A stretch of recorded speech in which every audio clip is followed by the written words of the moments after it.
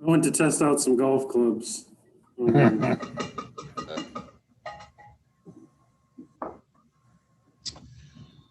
Okay, let's see. Shannon, would you print out Matt's lineup, please? So let's see. I know we've got, it looks like Charlie McGuire, assuming he's the dad on this first file. Yes. Yes, Christopher Davis is the worker. All right.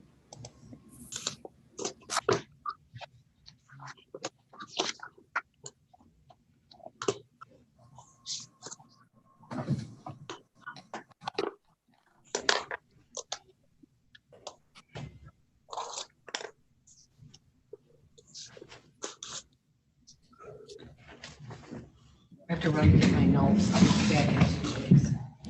All right, we're not quite ready to go on the record. I want to make sure I've got everyone here.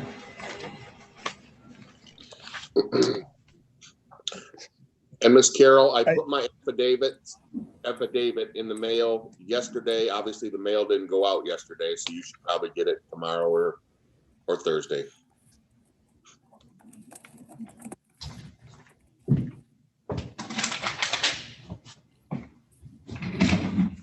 All right, Shannon, as soon as we have an audio connection with Mom, we'll go on the record.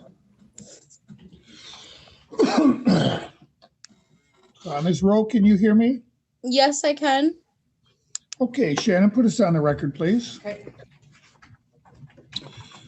Okay, this is the matter of Messiah McGuire. Mr. Kelly's LGAL, Mr. Way for the petitioner. Ms. McCluskey represents Mom, and Mom is also present. And Mr. McGuire is present. Mr. McGuire, is this the first hearing you've participated in?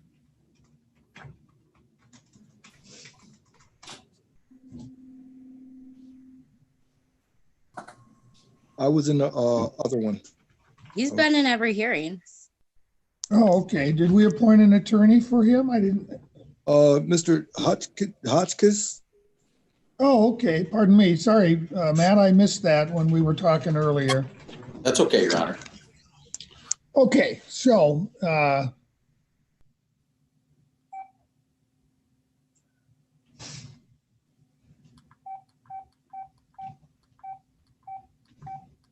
pardon me, I'm just making a note so I don't have to ask the same questions the next time the file comes up. We're currently scheduled for trial on February 2nd at 1 p.m. Any reason we shouldn't expect that trial to proceed as scheduled? No, Your Honor. No, Your Honor. No, Your Honor. All right, we'll plan to see you then. Shannon, I forgot to mention that Mr. Davis is here on behalf of the agency. Okay, thank you. We'll see you in 2 weeks. Thank you, Your Honor. Thank you. Thank you, Your Honor. That's it. That's it. Okay, and the next up are Zara and Destiny Holmes.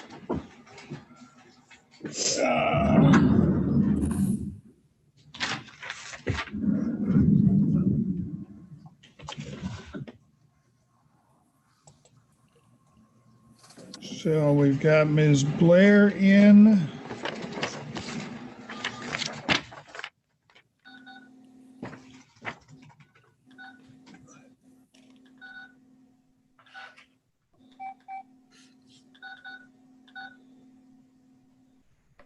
And I'm looking for parents. I don't see either Daquan Holmes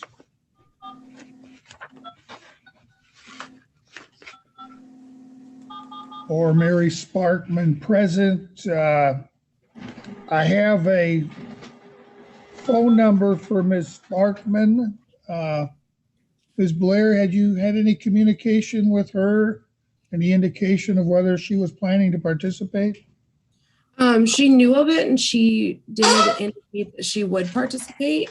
However, I texted her this morning a reminder and sent her the Zoom instructions again, and she has not responded to that this morning. All right. We don't have any attorneys appointed on this one. Is this the first hearing we've had? Yes. This is in home, right? Yep. All right. I'm going to try to get her on the phone, see if we Okay. can't get somebody appointed, and doesn't look like we have a phone number for Dad. I have a phone number. It's a text now number. It only works when he's connected to Wi-Fi. Dad has never been served this petition. We're not sure where he is. It is believed he may have fled the county. So we are going to have to publish this to him in any event. All right. I don't know if we've got time to do that. Let's see. Oh, okay. We had pushed this trial out, so it looks like there's plenty of time. All right. Let me see if I can get Mom on the phone. Okay.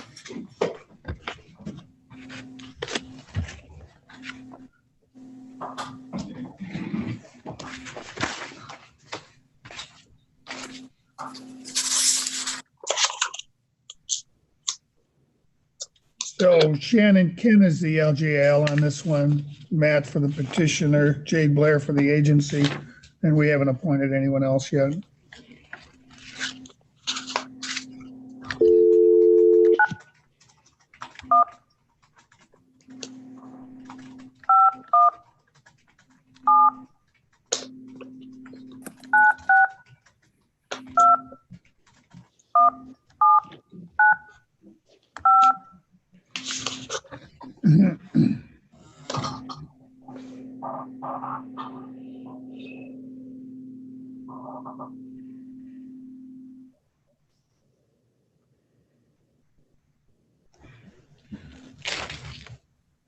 Like the phone's acting up again. Try that again.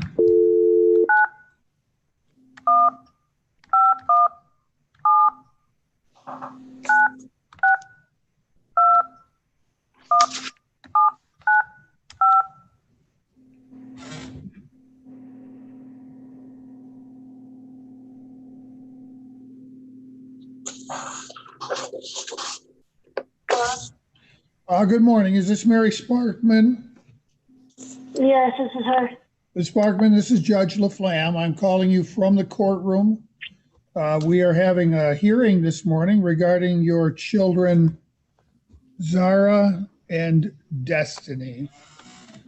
Since this is the first hearing that's been scheduled in this matter, I need to advise you that you do have the right to an attorney, either one of your own choosing, or if you cannot afford one appointed for you by the court.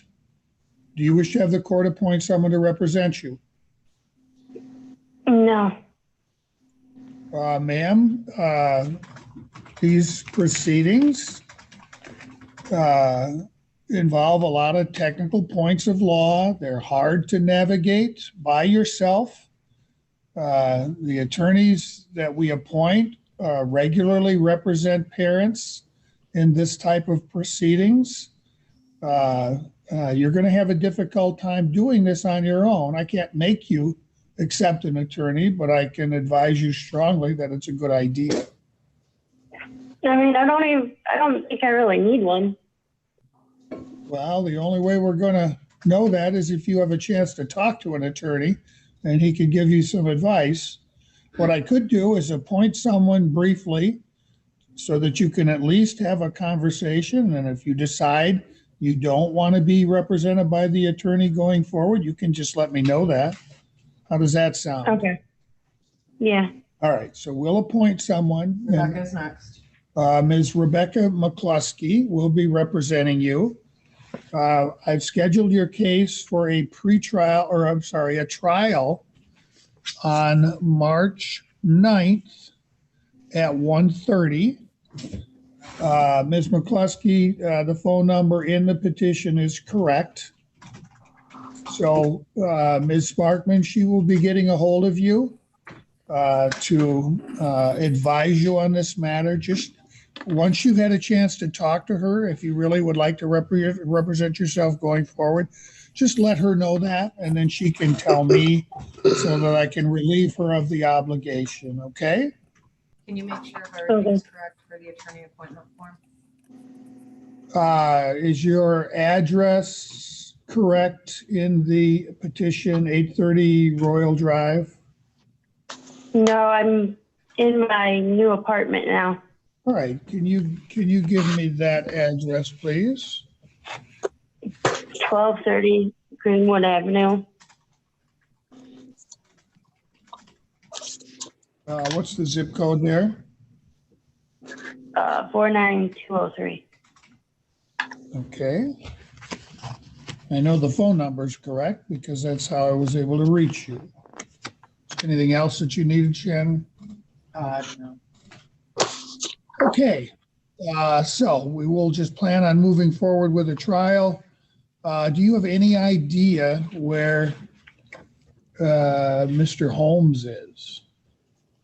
Last I knew, he was in Detroit living with his aunt, and keeps texting me asking if he can come move in with me, and I told him no. That's good. That's the last thing you want to do is to let him back in the home. We will have to publish as to him since he's not participated and is not participating. I don't typically appoint attorneys for people who aren't interested enough to show up for a hearing. So Shannon, we'll have to make arrangements to publish as to Mr. Holmes. Let's see. Children are in home. I'm assuming we're recommended suspended parenting time for dad. Yes. I don't mind. I actually already filed for child support for him, but it said that I had to come up to the court to sign something because they needed more information. Okay, well, that's a separate matter, ma'am. It would be wise for you to follow up on that and get it taken care of. In the meantime, Ms. McCluskey will be in touch with you between now and the next hearing, the trial. Ma'am, do you or does Mr. Holmes have any Native American ancestry to your knowledge? Not that I can think of. Okay, let me see.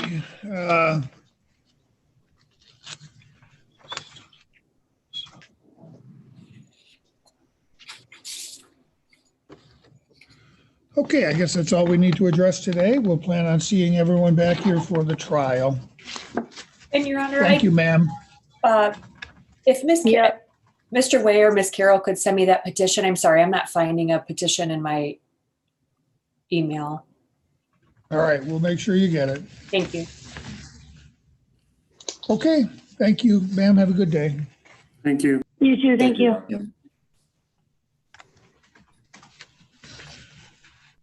Okay. What I did with the signature page. There we go.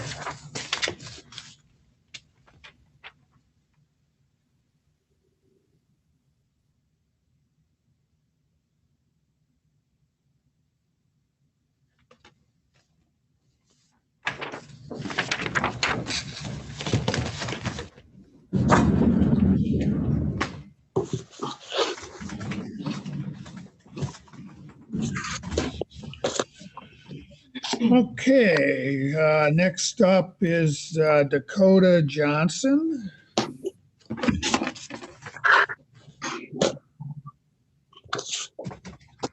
Let me get Ms. Jennings in here.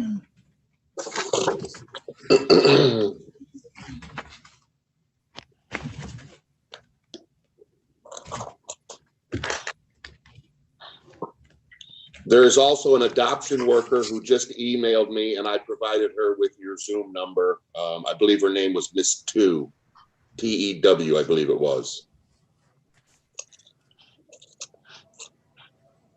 Do you happen to know the first name? Sometimes I don't see the last name in here.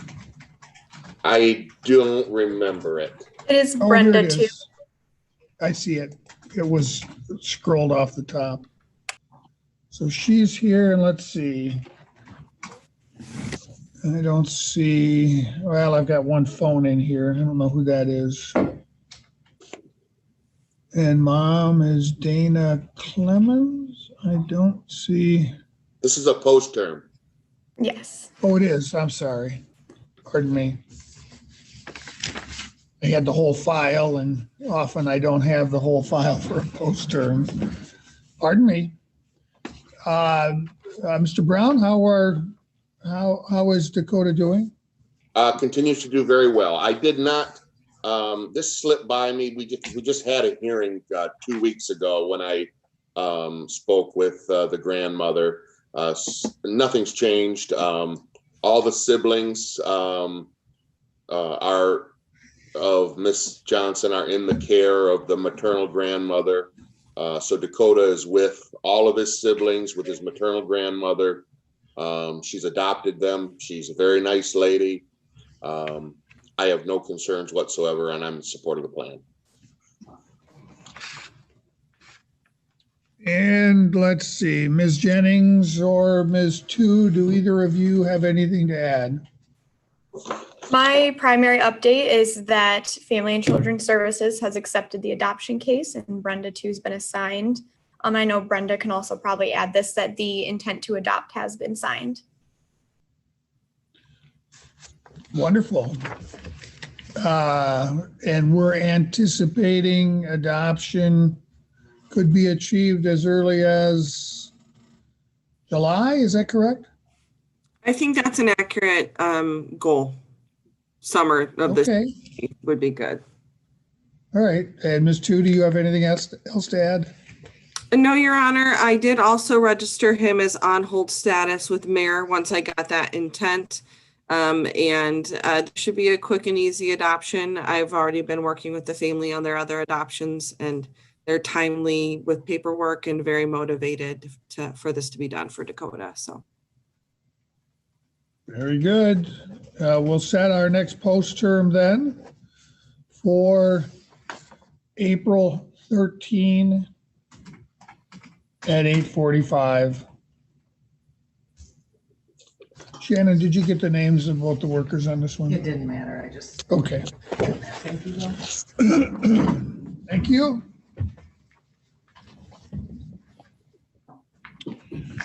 Thank you. Okay, next up is the Adcock and Grayson minors. So let's see, we need Ms. Traver, there she is.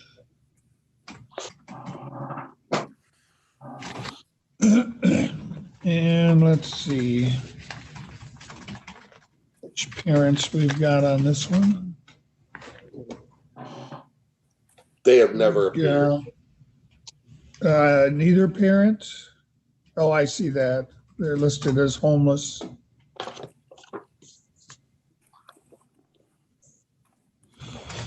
Okay, Shannon, we've got Mr. Way for the petitioner, Mr. Kelly's LGAL. The father's represented by Ivan and the mother by Rebecca.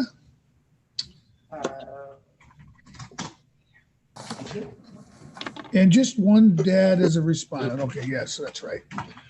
Okay, Mr. Kelly, how are these two children doing? Your Honor, I'd spoken with placement for Rhythm. There's no concern how she's doing. I had called Dad, who has Aaliyah, but did not receive a return call. I have no objection to the recommendations or for a goal change.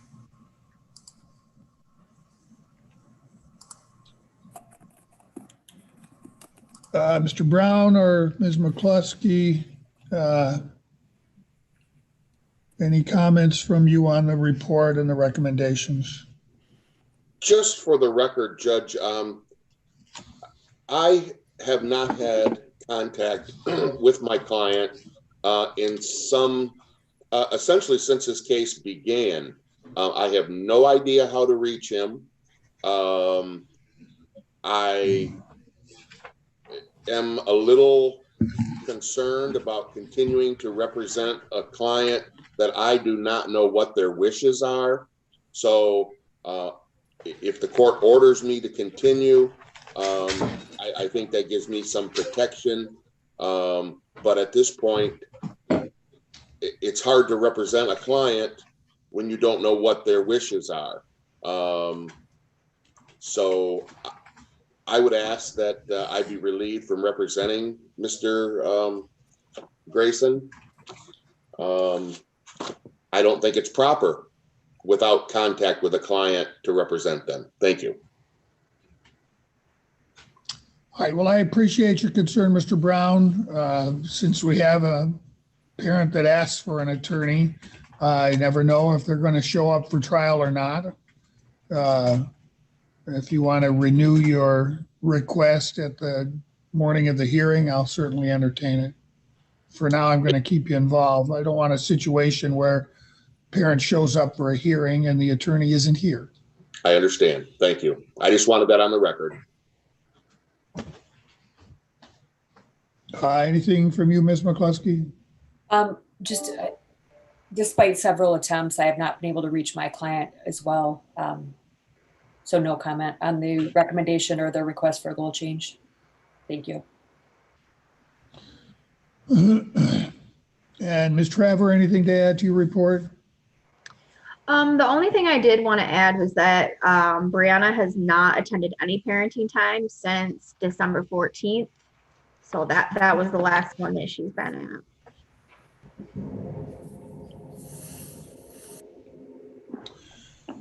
All right, I am going to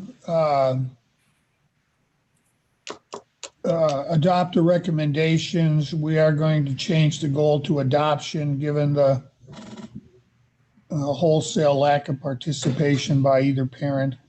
We will set the date for receipt of a termination petition for February 2nd at 8:45.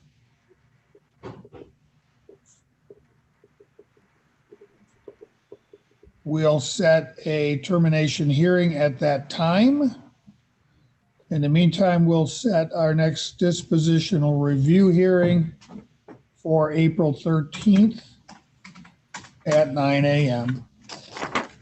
Thank you all. Thank you.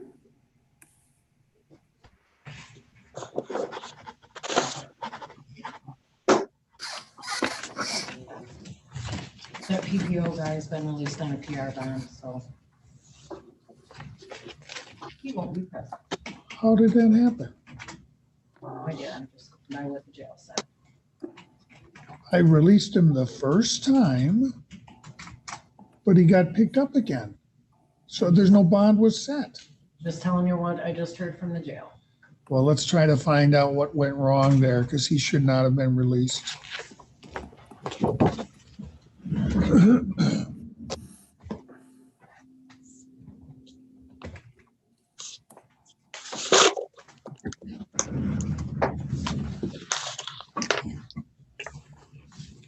Okay, next up is Sophia Tabor.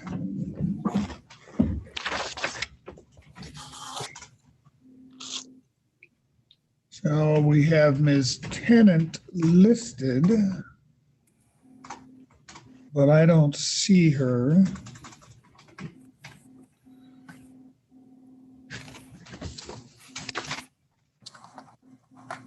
She's, okay, I've got somebody that's listed as FSCA. That's probably her.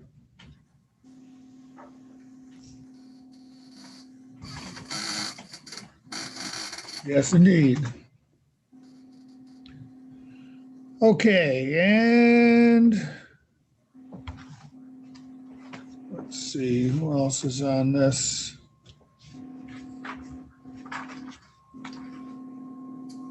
Yeah, I don't have completed who represents whom.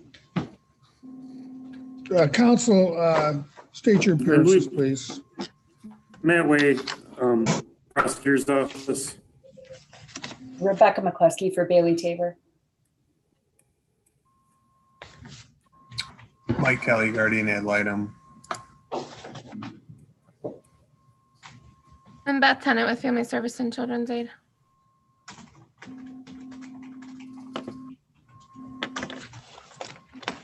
And who represents Dad?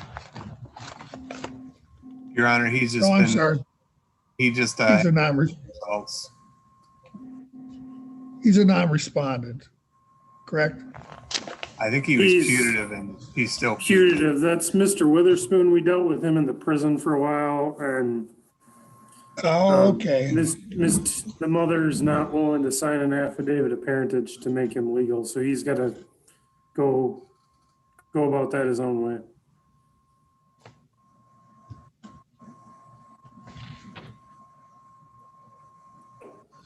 So he has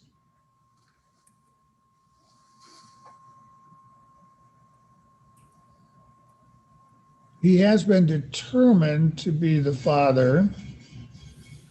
Has Mr. Witherspoon been advised of what he needs to do in order to establish himself as the legal father? I would defer to this. I don't know. I think the last time he was in court, he basically said he didn't want to he didn't want to come to any more hearings. And we received the DNA results after that, I believe. And we confirmed with Ms. Tabor that she was not willing to sign an affidavit of parentage. All right, I'm going to make a note to myself to follow up. I just want to make sure he has been properly advised of what he needs to do.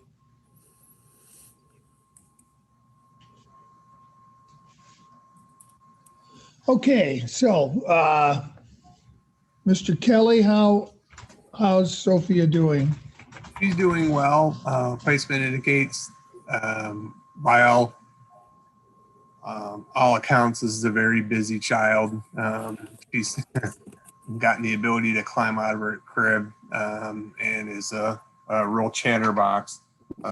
I've reviewed the report. I have no objection to the recommendations. Do we have any indication as to when mom might be out of jail?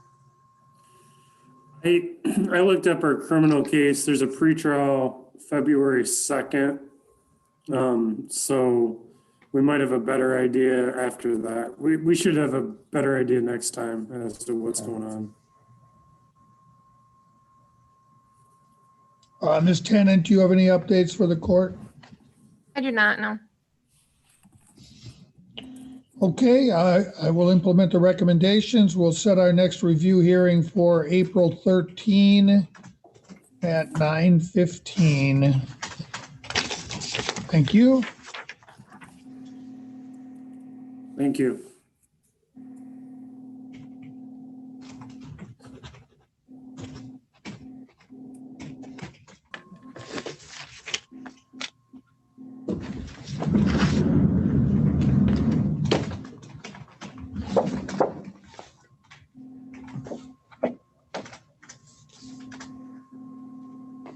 Okay, and next up is a post-term for Doris Lafitte. Ms. McCluskey's LGAL. And let's see. Kylie Hookill is the worker. Get her in.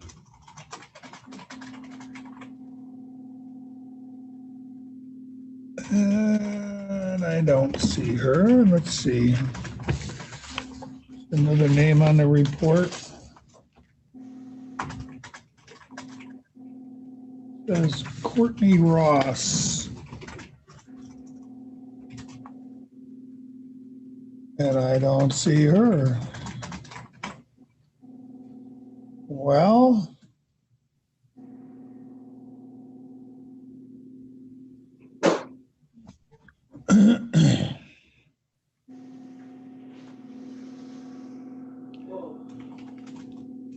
you know what? I think I'm just going to let everyone in rather than try to figure out who's on this file. I can always kick them back out.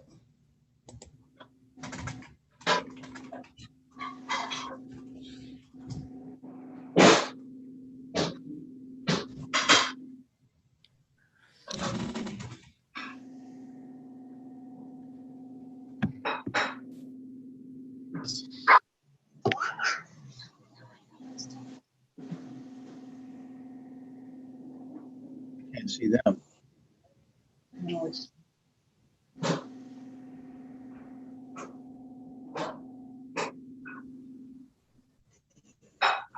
Okay, the court has just called the matter of Doris Lafitte. I can't figure out who is involved in this proceeding. If you're not involved, just please mute your phone. But if you are involved, in the matter of Doris Lafitte, could you please identify yourself now?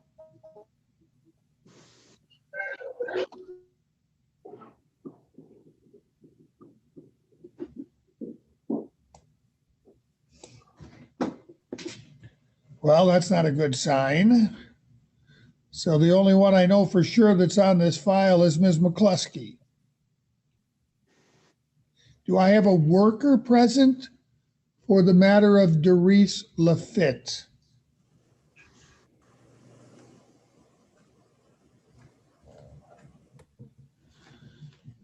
All right, Ms. McCluskey, I'm assuming you did get a report. One was filed by Courtney Ross, Supervisor Chelsea Gordy, at least the adoption worker. Did you receive any other report? I just received that very short one. Yes. How is Doris doing? Very well. I spoke to placement and there are no concerns. This is a great placement. They are equipped to meet all of his needs. He's doing very well. I have no concerns. I did review that report and I have no objection to the recommendations and the goal of adoption. Thank you. The report does indicate that this matter seems to be moving forward in a satisfactory manner. Certainly would have preferred to have a worker present. We'll have to follow up and see what happened. But in any event, I am going to schedule our next post-term hearing for April 13th at 8:45. Thank you, Ms. McCluskey. Thank you.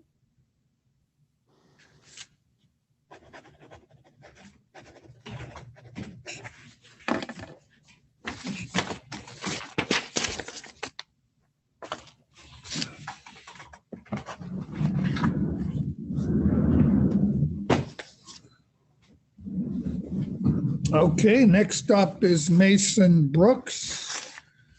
Don't have a worker listed on this one, so let me see who's on the report. Pamela Freeberg? Yes, and she's present. Is the adoption worker, and Emily Hudson.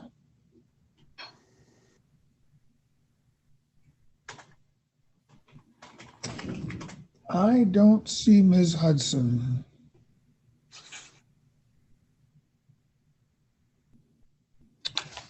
And let's see, who is LGL on this one?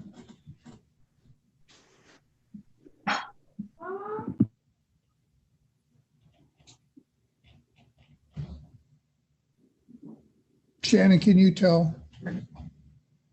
Yeah, Tim Williams. Mr. Tim Williams is LGAL on this one. Let me see if I can patch him in by phone. Does one of you have his phone number handy?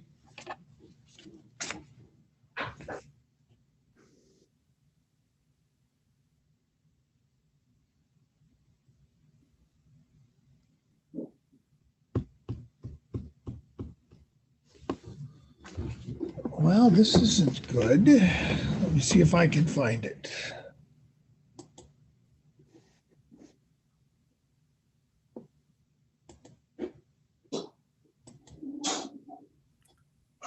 I've got a number, Judge. Go ahead. 517-244-9900. All right, I'll try to get him on.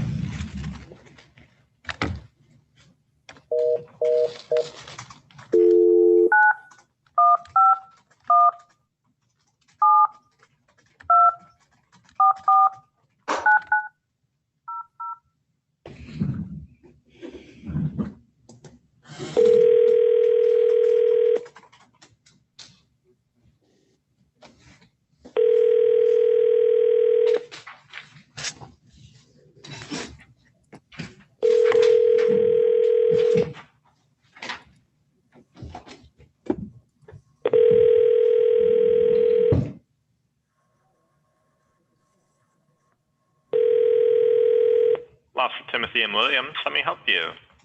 Yes, this is Judge LaFlamme. Is Mr. Williams available? I'm happy to try his line for you. I'll just need one moment, please. Okay. Thank you. Sounds like an answering service.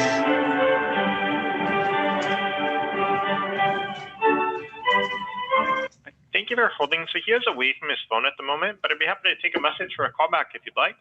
Sure. Let him know that Judge LaFlamme called and was wondering why he didn't appear this morning for the Mason Brooks post-termination hearing. Okay, certainly. And then may I take a good callback number, please? He knows my number. Okay, I will let him know right away for you, Judge. Thank you. All right, you're welcome. Bye. Okay, so I think the best thing to do here would be to adjourn this a week, You're not here. 2 weeks. Kind of hard to do a post-term without an LGAL. February 2nd at 8:45. And we'll need to make sure we get Ms. Hudson here next time around too. So, Ms. Freeberg, as long as we have you here, is there anything? Oh, wait a minute, Mr. Williams just logged in. All right. I guess we'll be able to finish this after all. I believe Ms. Hudson's a supervisor too, Your Honor. So I don't know who the regular worker is, but I can pass that on to her.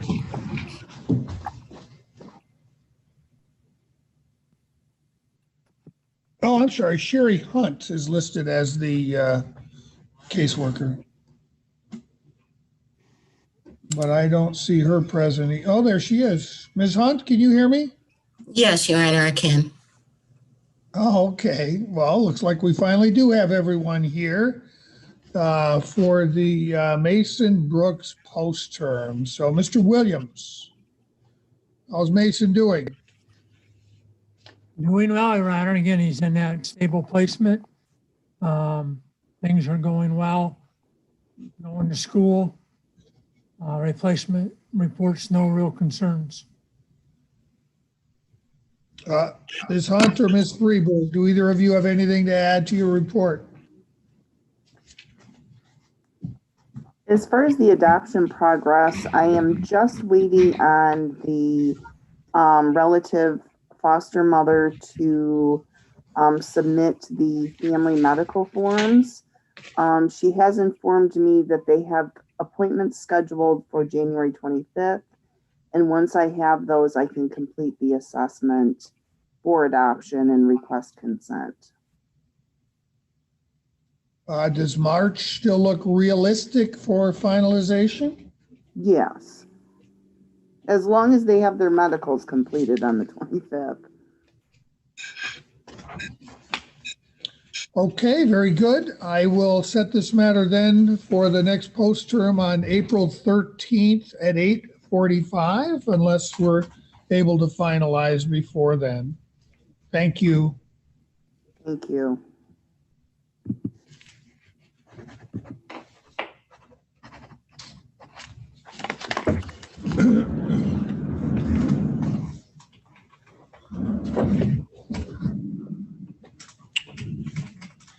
Next up are the Sauceda miners.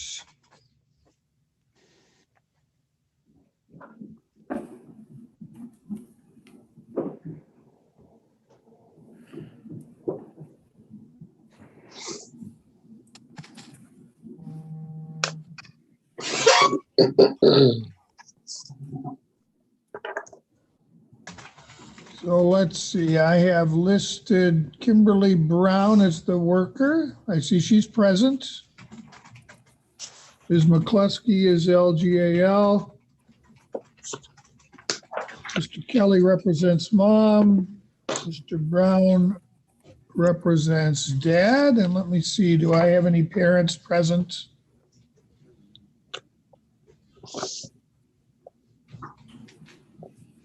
Looks like Ms. Taylor is the mother and she's connecting, it looks like. Oh, okay, we'll hold off until she's got a connection.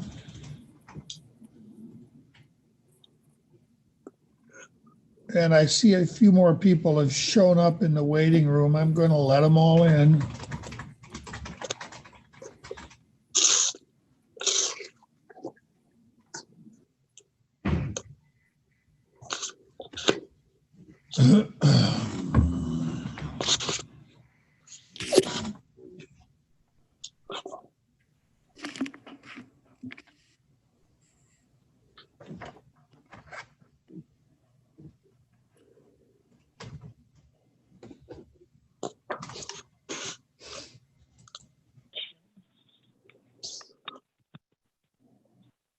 Hello? Ms. Taylor, Yes. I've called the case for your children, Devin and Christopher. Waiting to see if anybody else signs in. I'm showing Michelle Aroka as the foster caseworker, but it looks like maybe Ms. Brown is covering for her today, or is there been a change? No, Ms. Brown?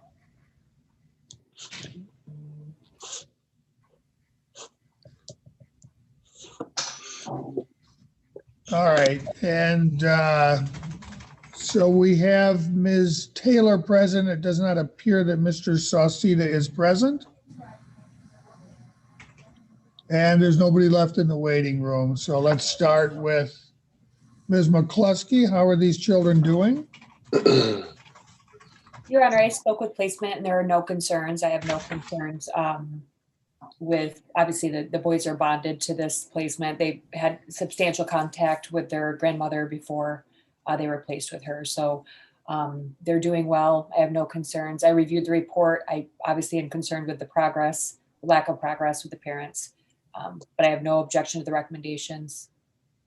Thank you.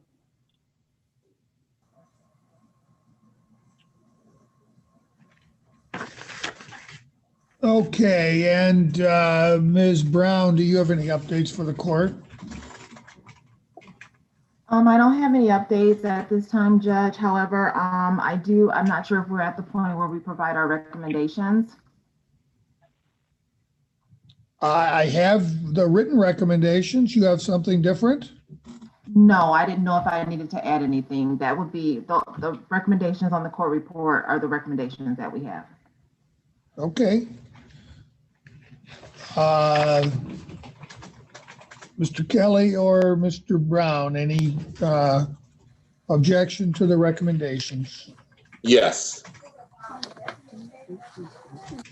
Go ahead, Mr. Brown. The report asked for my client, Matthew Sauceda's parenting time to be suspended. That really doesn't make sense. Although he's not doing what he's supposed to do with the service plan, the child's placed with his mother, the paternal grandmother. I think we should leave it up to the maternal grandmother. If her son comes by to see the children, I think she's appropriate enough to make that decision. I just don't see any reasonable basis to suspend parenting time in the future. It just doesn't make sense. Just to do it seems punitive. So we would ask that be stricken and leave it at the discretion of the paternal grandparent to, if the father wants to see his children. Thank you. So, Ms. Brown, has Mr. Sauceda's mother been willing to supervise parenting time? She has, Judge, but she has not had very much contact with her son at this time. But that has nothing to do with the issue at hand, Judge. Whether she's had contact or not. She may. Has she reported, Ms. Brown, any issues with her son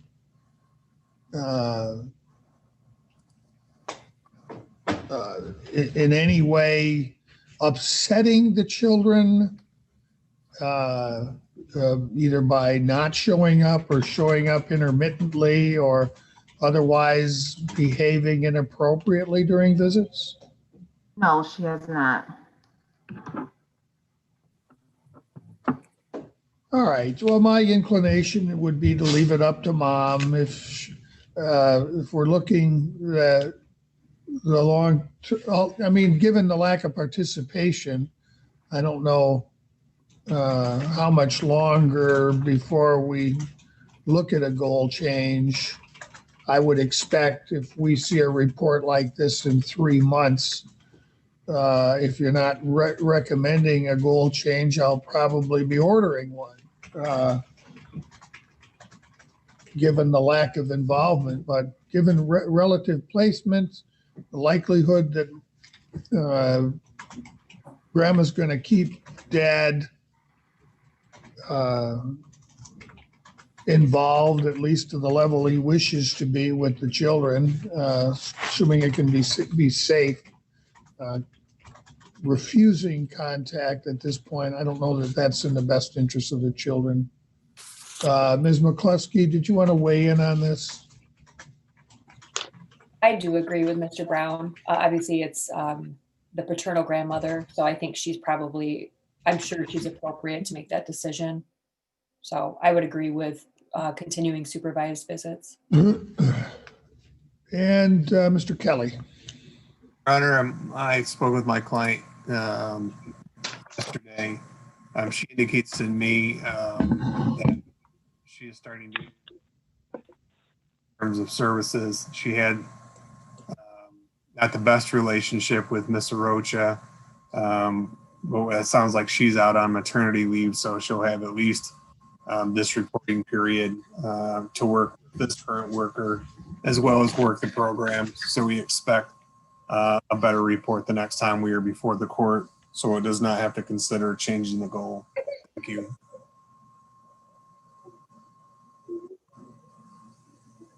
Okay.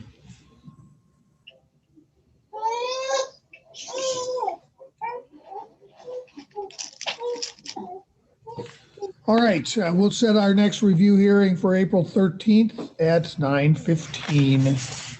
Thank you.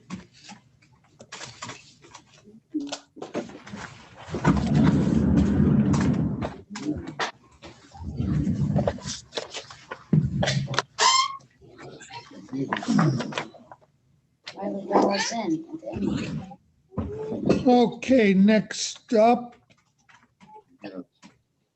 is Darnell Miller. All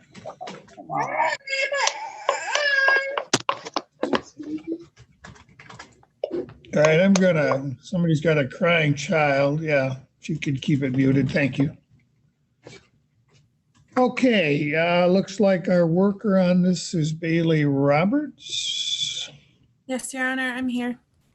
Okay, good. I've got a lot of people in. And let's see, Ms. McCluskey, you are LGAL? Correct, Your Honor. And I don't have written down who the appointed attorneys are. Your Honor, it's Mike Kelly on behalf of the adoptive mother, Miss Miller, and she is also present. Okay, thank you. So, Ms. McCluskey, how is Darnell doing? Your Honor, I tried a few times to get a hold of the placement information I had, and I finally did reach what I believe to be the caseworker, and apparently Darnell was moved at some point, and I did not get that information. So I would ask the agency to please forward that and as soon as possible. So I was not able to reach anyone on behalf of Darnell. I did review the court report, and I have no objection to the recommendations. Thank you. And Ms. Roberts, how is Darnell doing? He's doing well. He's placed at DBI. It's good for mental health services. And then he's scheduled for a trauma assessment soon. And I think we're going to pursue another psychological assessment as well. So, Any updates or changes to your report? no, Your Honor.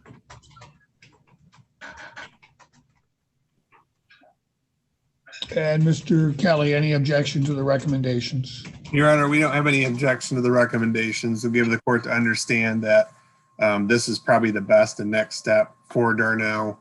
As the caseworker is probably aware and talking with Ms. Miller, she has gone through a whole host of different services and service providers to try to get this young man some help. So hopefully this CTAC assessment will provide better insight and a good direction to go to help this young man out. Thank you, Your Honor. All right, well, certainly the recommendations appear appropriate. The court will schedule our next review hearing for April 13th at 9:30. Thank you. Thank you.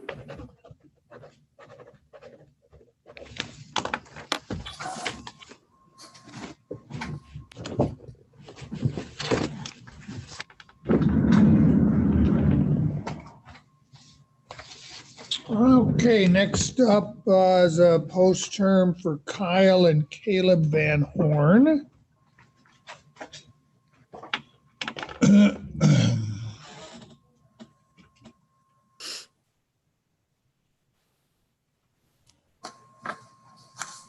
Do I have a worker on this file?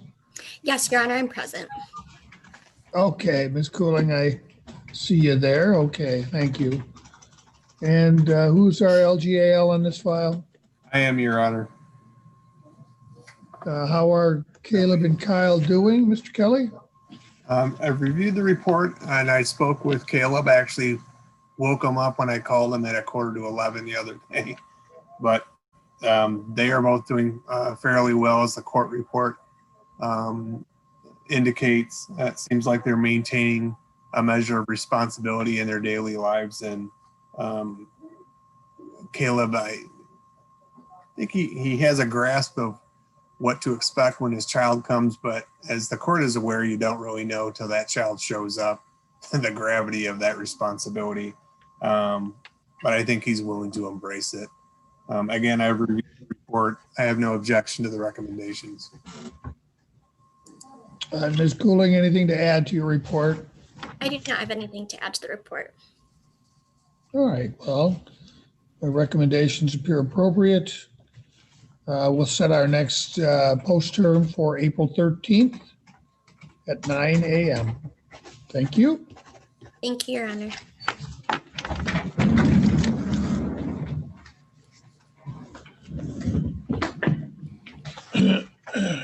And let's see, Liam and Lena Cooper.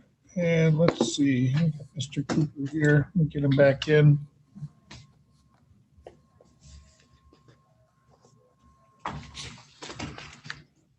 And let's see, we've got Ms. Tennant.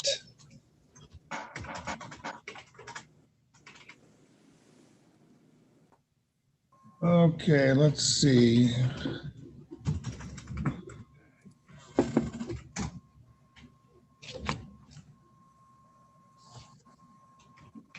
We have Mr. Cooper and Ms. Armstrong present. Yes. Yes, Your Honor. Yes. Okay, good. Good morning. Morning. Morning. And let's see, Mr. Kelly's LGAL, who represents the parents? Ivan for mom. Matthew Hotchkiss on behalf of Ken Hotchkiss for dad.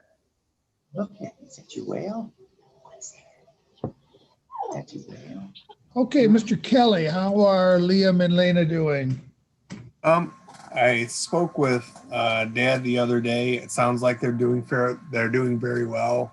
I've reviewed the report. I have no objections to case closure, Your Honor. Thank you. Can you say hi? And Ms. Tennant, is that still your recommendation? Yes. Any objections? No, No, Your Judge. Honor. No, Your Honor. Congratulations, Mr. Cooper and Ms. Armstrong. I am terminating jurisdiction today, and I wish you both the very best. And your Thank children you, as Your well. Honor. Thank you, Your You're Honor. welcome. Take care. You too.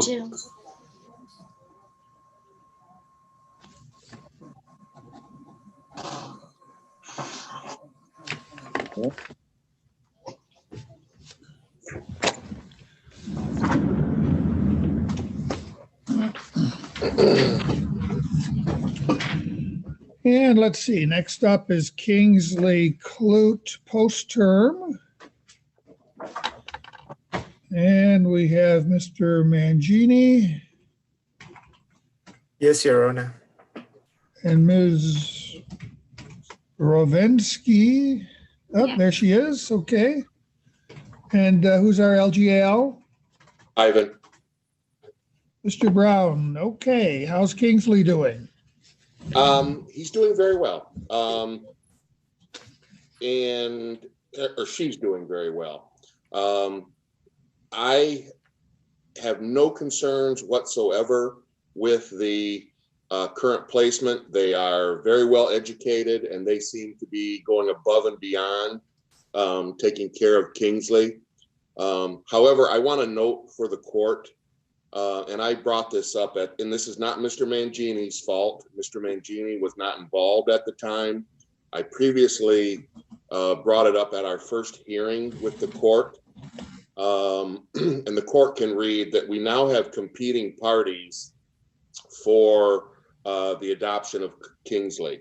What happened, for whatever reason, Wayne County CPS, not Mr. Mangini, placed the child with the family in Washtenaw County.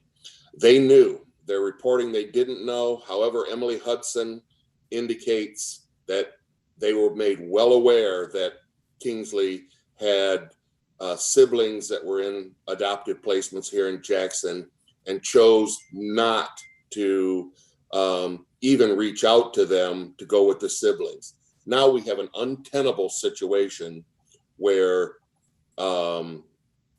they've created a mess, and I'm very perturbed, for lack of a better word. There's no right answer in this situation for this mess that was created. Thank you.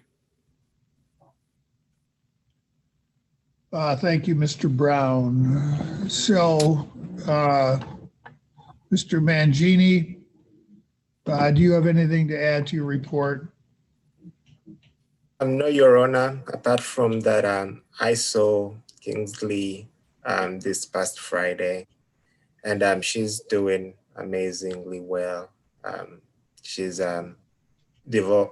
growing as she should, and the current placement is doing everything possible to make sure that she's well taken care of. Thank you. And Ms. Rovensky, do you have anything to add?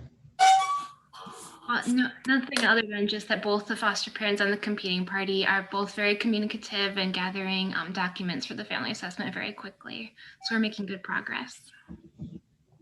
All right.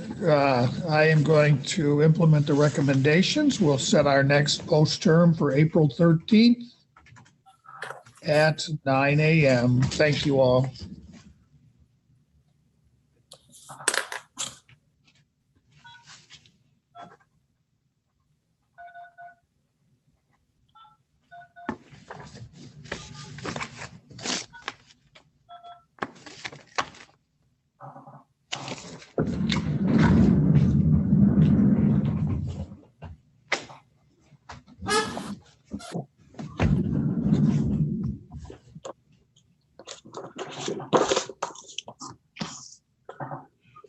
Okay, next up are the Williamson and Dowell miners. Mr. Kelly is LGAL. Mr. Brown represents the mother. Ms. McCluskey represents dad. And let's see, we've got Chelsea Kirkpatrick on behalf of the agency. Looks like we've got everyone here. Well, let me make sure. Do we have any parents present on this file? Miss Dowell is usually at every proceeding, and I talked with her yesterday. She's here. I'm here. All right, oh yeah, there she is, upper right-hand corner. Ms. Dowell is present. Thank you. Okay, so Mr. Kelly, how are all these children doing? Your Honor, I'd spoken with Lucian's placement. He's doing great in school and at home. No concerns there. They're still waiting on his new therapist with a healing place. But this may not occur because his behaviors have improved. I spoke with Alara and Wesley's placement. No concerns there. Wesley is having difficult with a transition, is pretty clingy. Hopefully that service that is referenced, the infant mental health, will assist greatly with mom and her bonding with Wesley. I think a good part of it falls on mom too, putting forth maybe more attention and effort for Wesley, for him to have that reassurance and trust that that his relationship will move forward, that will be there, that he knows he's valued. That would probably help greatly with bonding. And I know it's a difficult situation all the way around, but he's going to need that extra attention. Otherwise, Your Honor, I have no objection to the recommendations. Mr. Brown. I would just ask that we, I'm in agreement with the recommendations with the caveat that I would request that we get on the list for FRP right now. She's having overnights. Everything's going well. She's doing well. I'm very pleased with Miss Dowell. She's always done everything that's been asked of her. This case has went on too long for reasons that I can't quite understand, but I would ask that we get put on the list for FRP right now rather than have discretion. There's no need to wait. Thank you. And Ms. McCluskey? I've had no contact with my client, so I have no comment on the court report or the recommendations. Thank you.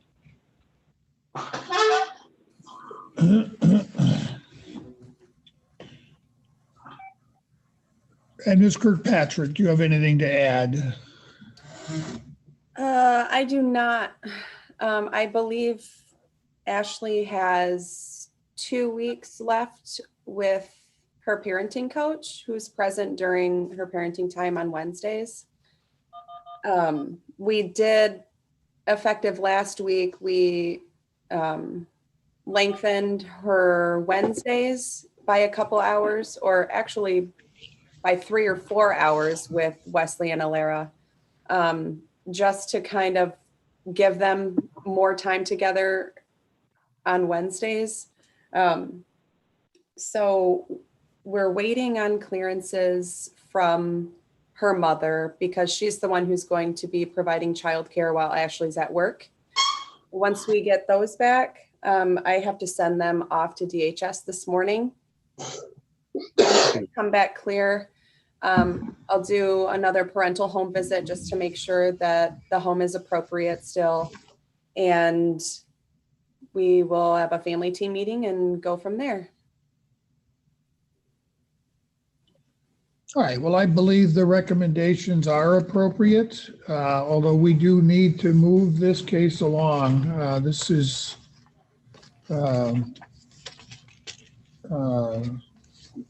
dragged on much longer than most reunification plans. It's good to see that we're nearing the point where reunification can occur. But I want to make sure we don't have anything happen to upset that. So if everyone stays focused, I think we can make that happen. So I will implement the recommendations. We'll set what I hope will be our final review hearing, April 13th at 9:30.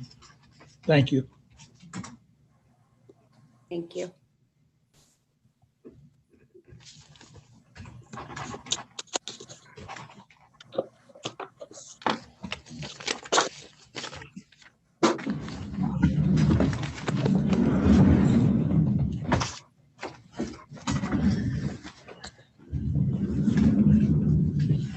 Okay, next up is post-term hearing for Brooklyn and Aaron Reyes. Mr. Kelly is LGAL.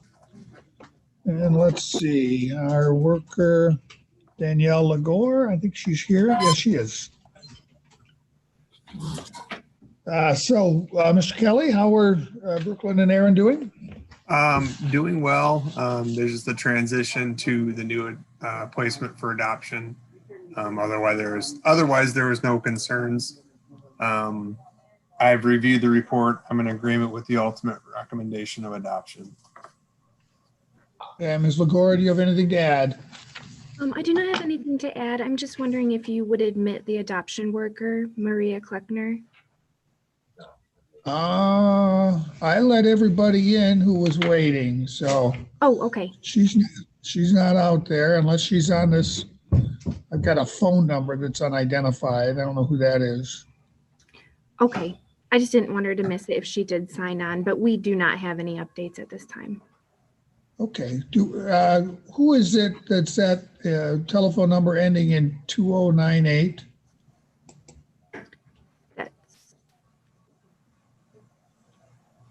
What's your name? That's Maureen Coburn. She's okay. The show cause, Your Honor. All right, let me just write that in. So.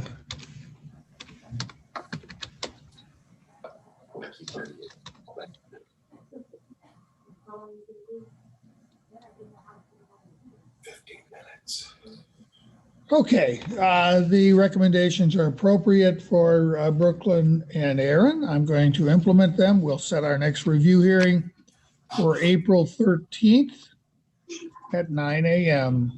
Thank you. Thank you, Your Honor.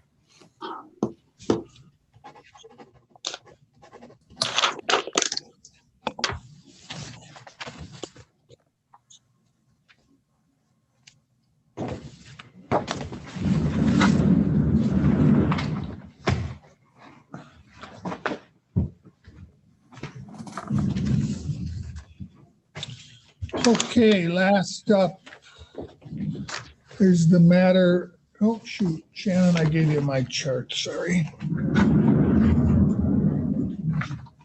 Should be in that one because I just looked at it. There it is.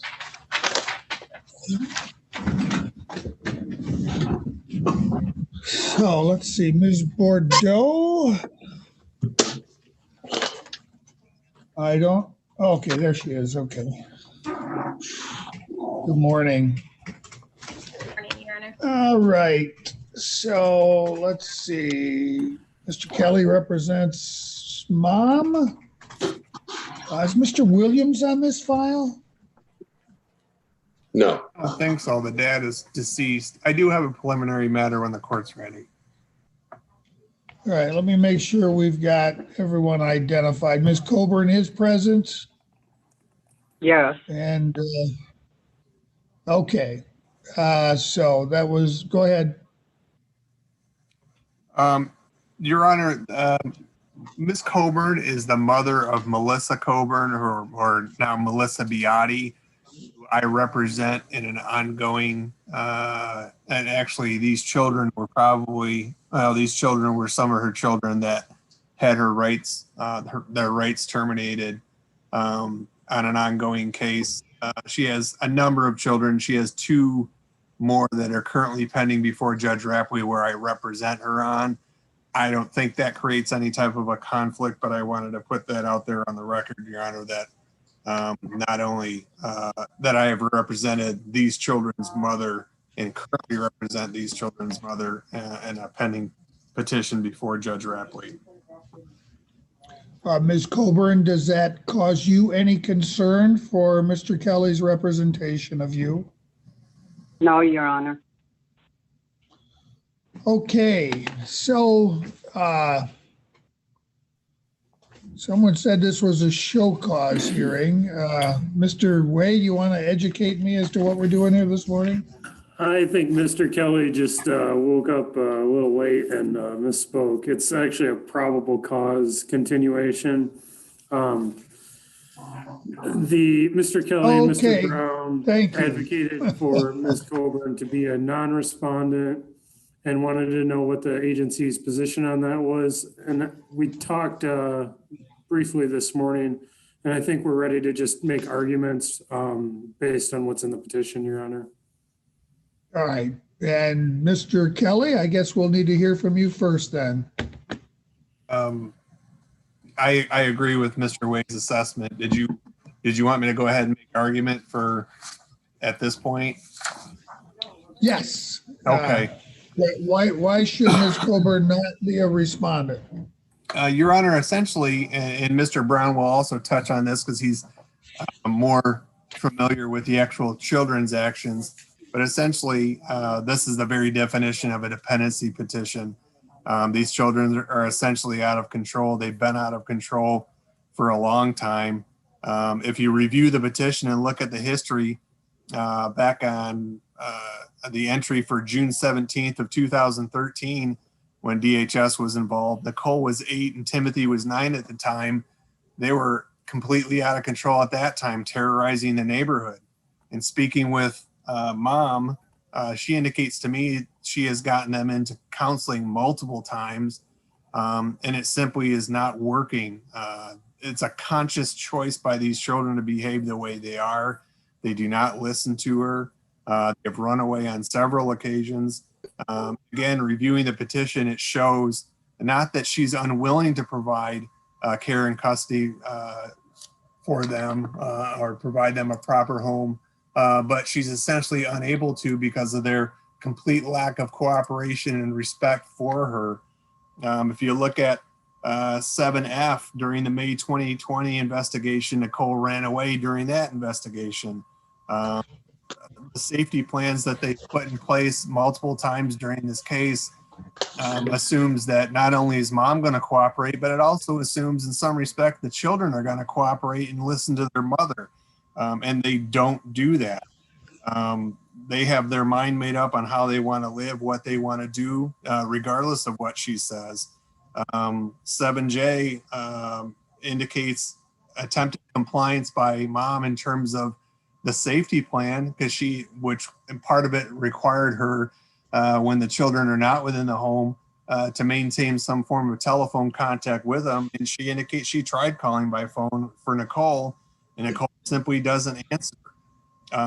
If you look at Nicole's interview in 7N, that gives you a little bit of a snapshot of what mom has been dealing with in regards to Nicole.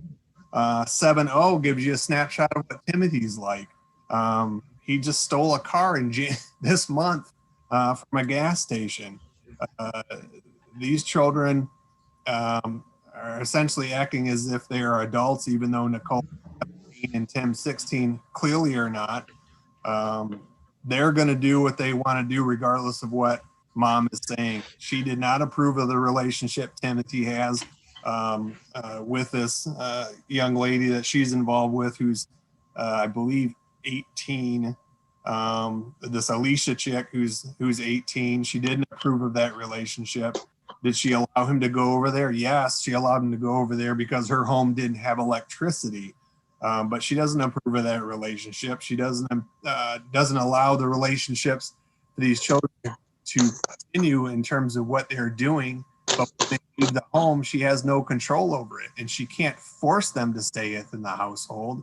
They're going to leave, and there's been many times when they've completely disrespected her and did not listen to anything their mother said, and again have run away multiple times, and they want to do their own thing. This family does need this court's assistance.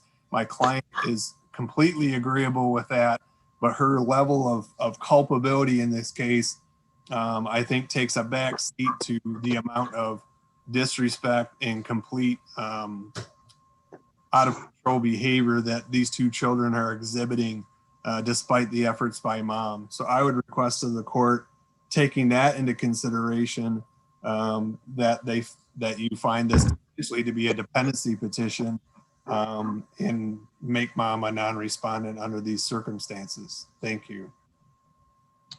So before I hear from anyone else, Mr. Kelly, I certainly understand that we have provision for dependency petitions when we have children that are simply beyond the reasonable control of a parent. And that certainly appears to be the case here. I guess the question I have is, how did we get here? In most homes, parents do have control over their children.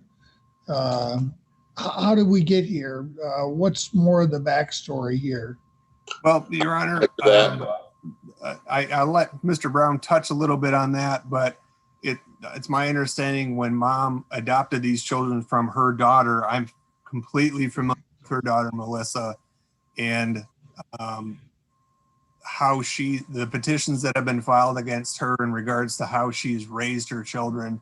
And I put that in quotes, because she, at that time, at that age, was not a good parent and essentially allowed the children to be run roughshod. They were more of a novelty than they were an actual responsibility.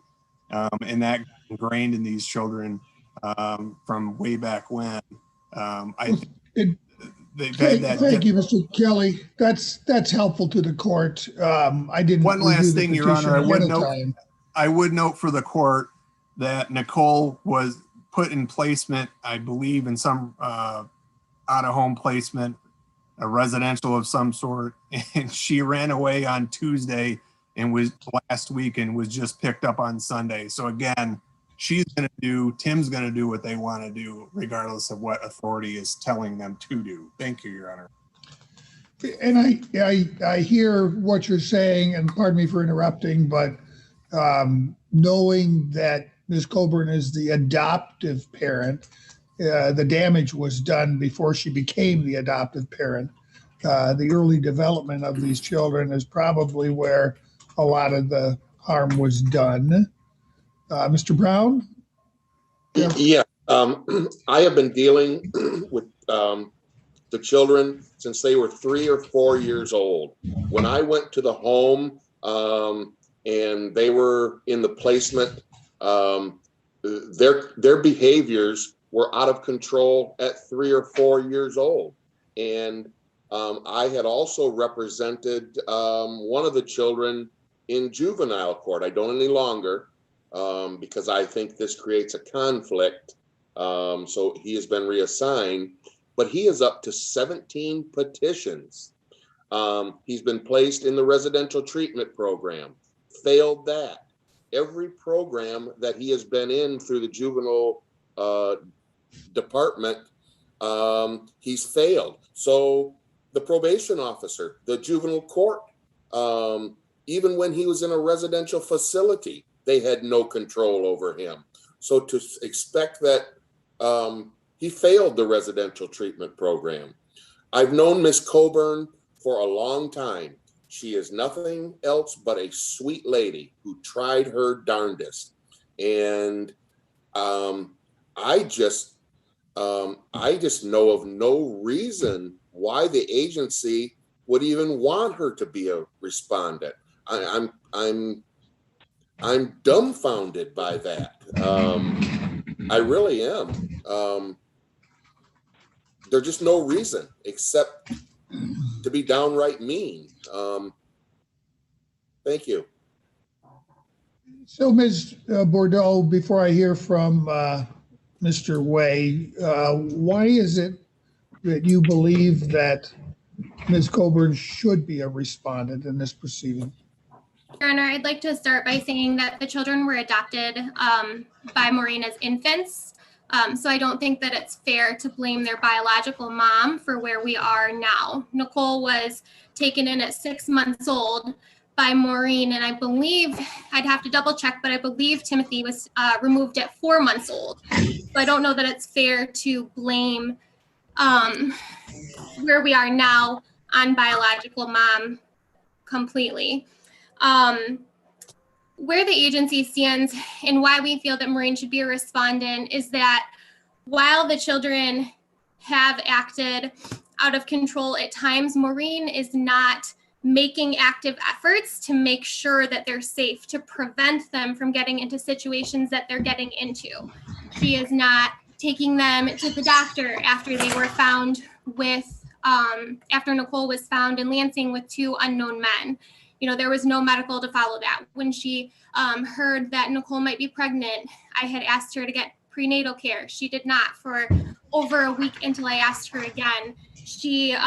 We've safety planned that she needs to know the addresses that these kids are at, that she needs to be checking in regularly to make sure where they are. She does not check in. She does not ask addresses. I've shown up to the house multiple times and asked her where the kids are. She doesn't know. She hasn't gotten an address.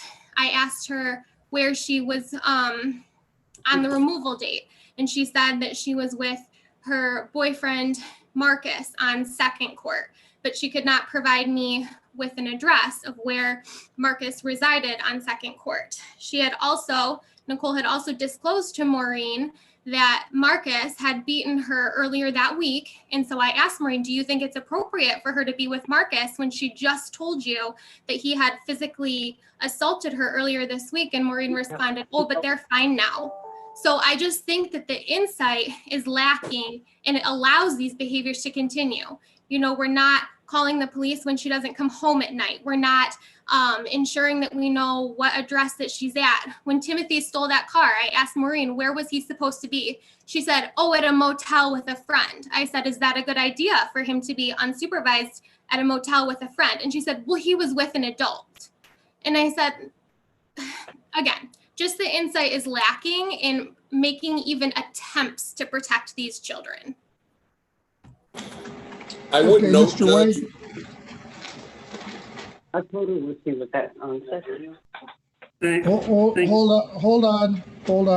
Mr. Brown wanted to weigh in one last time before I hear from you, Mr. Way.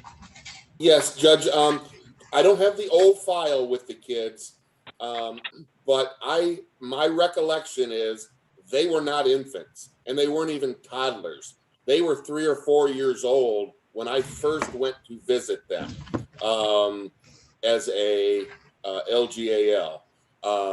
I do not recall ever seeing these children as infants or even toddlers. So there were 3 children. One, I think, is over the age of majority now with no problems. I don't even think Andrew Coburn was ever in the juvenile justice system. Your Honor, it was Maureen herself that told me that she adopted Nicole at 6 months old. That's incorrect. That is incorrect. Ms. Coburn is wrong.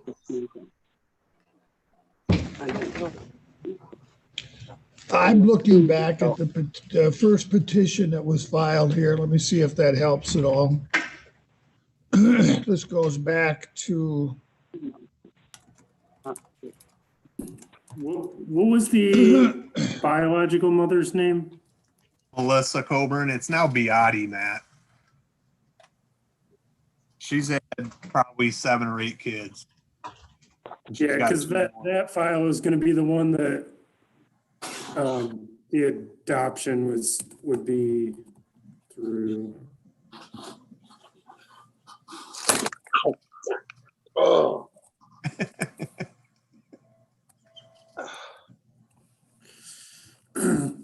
For the court's information, the Melissa Coburn's file is an 04 file. So that would be more consistent with them being removed as they were younger. Obviously, I don't have the exact petitions in front of me though. All right. Go ahead, Mr. Way. Thank you, Your Honor. Obviously, I would ask the court to consider a lot of what Ms. Bordeaux just detailed. I don't know when these kids were removed, but Mr. Brown, seems to be sure that Ms. Coburn is wrong about when she adopted them, which to me is problematic in and of itself. That would seem to be a pretty significant event. So I don't know what to think there. I would just note, if the court looks at the petition, there's physical neglect for house conditions in 2012, 2013 again, medical neglect issues for not getting Nicole her medications in 2013, physical neglect again in 2015. So this isn't like a one-time thing. There definitely seems to be some sort of enabling or just improper supervision. She's allowing these children, frankly, to be victims of statutory crimes, criminal sexual conduct crimes, which almost makes this a mandatory petition, depending on how you interpret that. That's extremely concerning to me. And then just from a procedural standpoint, the court's decision right now, I believe, is whether to authorize the petition or not, and whether to set it for a trial.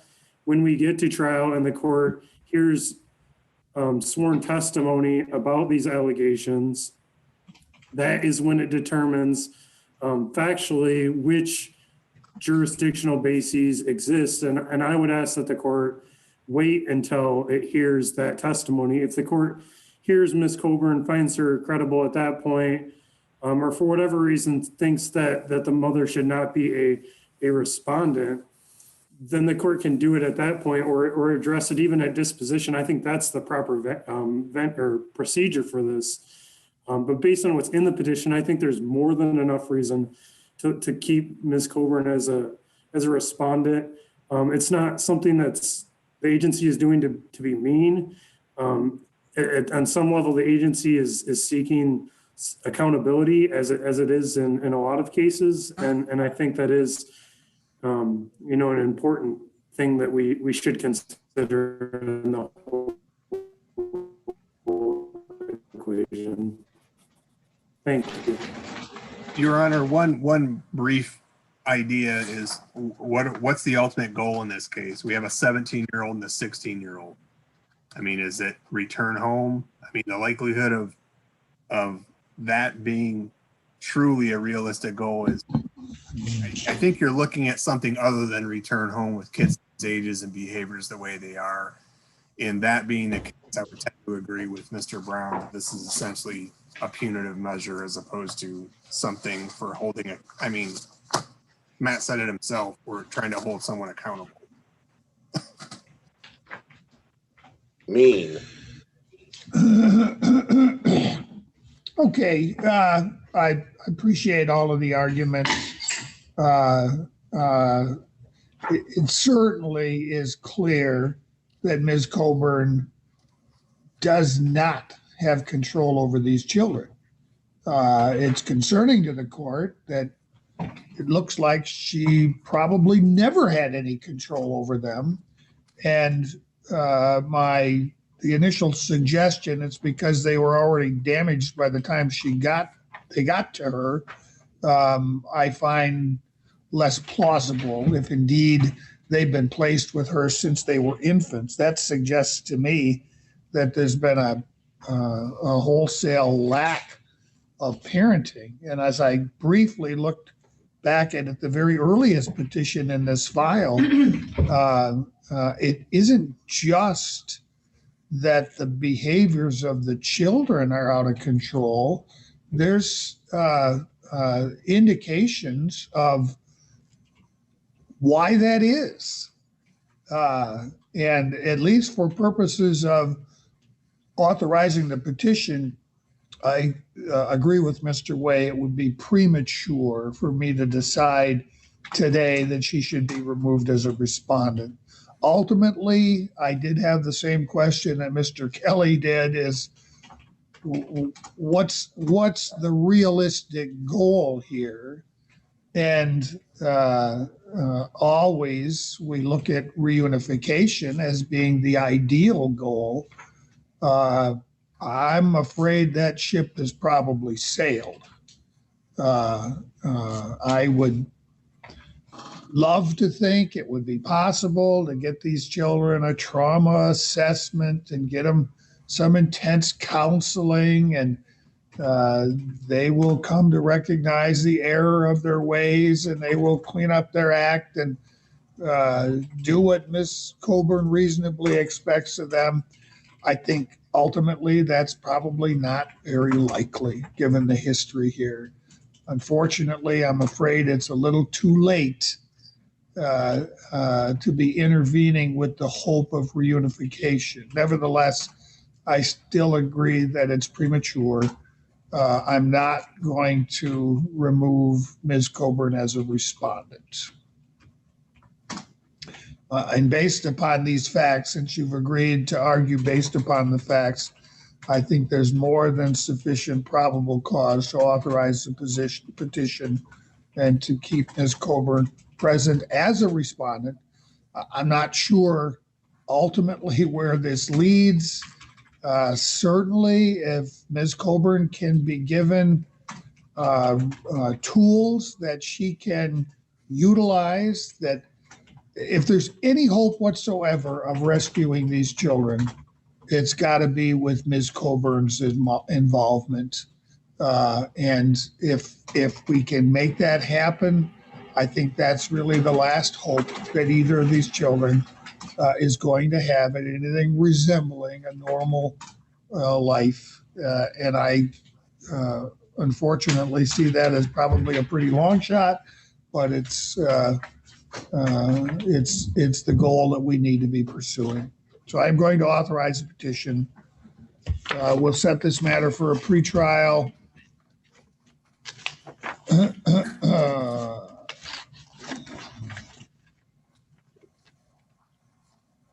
Oh, sorry, looking at the wrong order.